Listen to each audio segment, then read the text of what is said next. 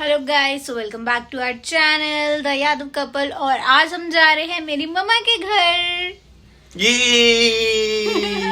ये डुगू को मीठी मीठी दवाई, बाई पिएगा फिर नानी हाउस जाएंगे। मीठी है ना डुगा। और ये है विटामिन डी जो पीनी होती है हमें 1 ml, है ना।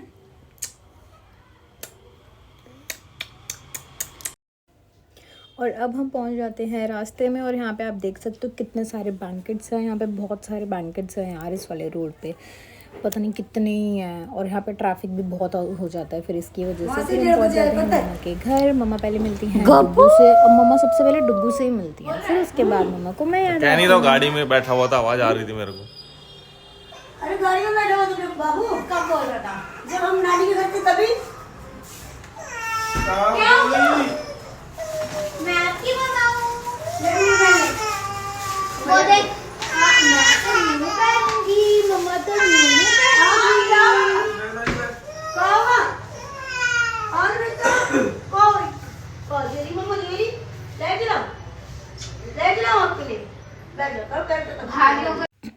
और गाइस फिर हम वहाँ पे बात करते हैं बुन्नू की, क्योंकि बुन्नू नहीं आया था। आप शॉर्ट वीडियो में देख सकते हो, हमने बताया था कि वो क्यों नहीं आ पाया है। और उसके बाद यहाँ पे डुगू खेलता है और फिर आ जाते हैं डुगू से मिलने के लिए उसके मामू।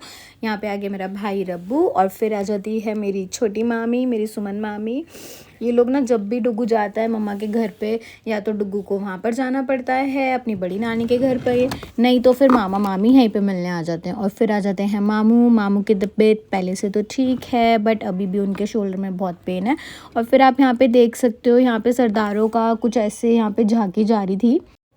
और फिर हम अपने शॉर्ट्स के लिए एक चैलेंज वीडियो शूट करते हैं, मोमो चैलेंज, और हमें बच जाते हैं रात के 2, और फिर हम सो जाते हैं। और फिर नेक्स्ट डे मॉर्निंग में सबसे पहले मैं खिलाती हूँ डुगू को खाना, और उसके बाद यहाँ पे आएंगे भरत जी।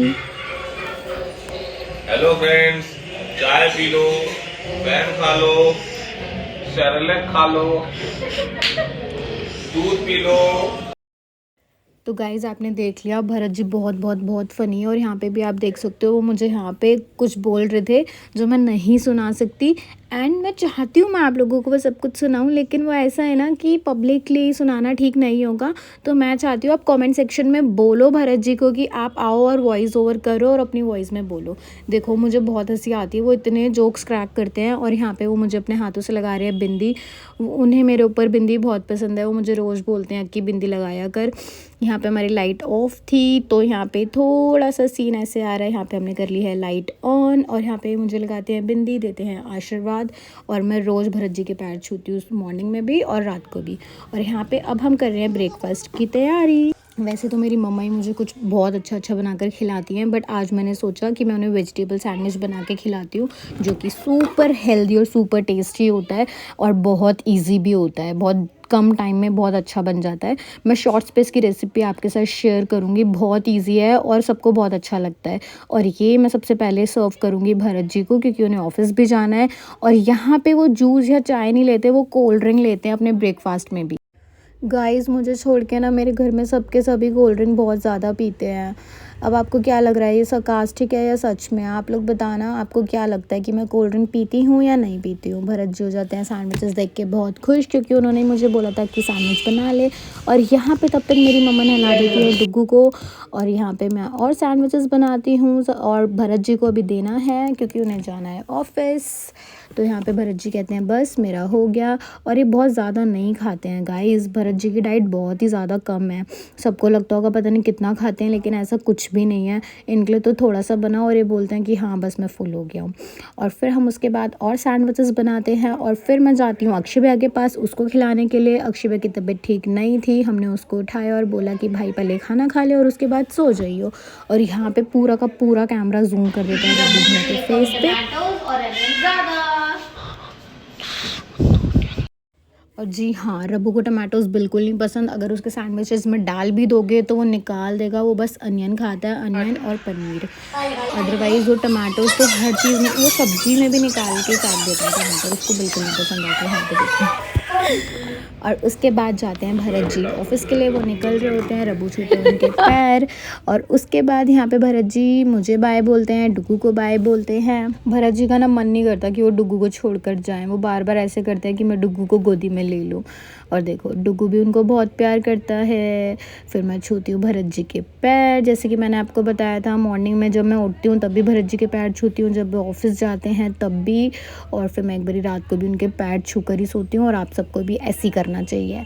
और यहाँ पे फिर डुगू को बहुत प्यार करते हैं भरत, और मुझे मना करते हैं इससे पैर मत छुआया कर, लेकिन क्यों ना छुआऊँ यार, छूने चाहिए ना। और फिर मम्मा और मैं कर लेते हैं ब्रेकफास्ट। और मेरी मॉम की हैबिट तो ये है कि मम्मा पहले घर का सारा काम करेंगी उसके बाद खाएंगी, बट मैं गई हूँ तो पहले मैं खिलाऊंगी और फिर हम कुछ काम करेंगे।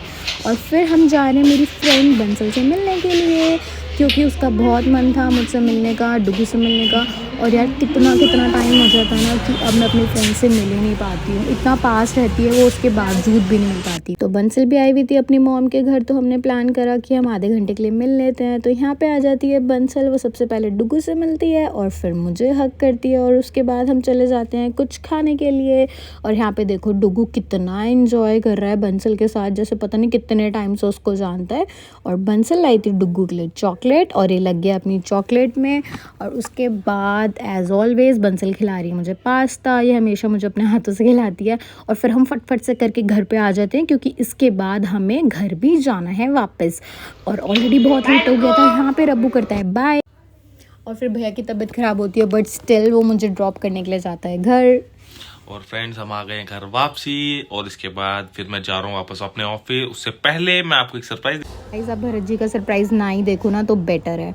उनके बहुत ड्रामे होते हैं, वो हम पब्लिकली नहीं दिखा सकते हैं।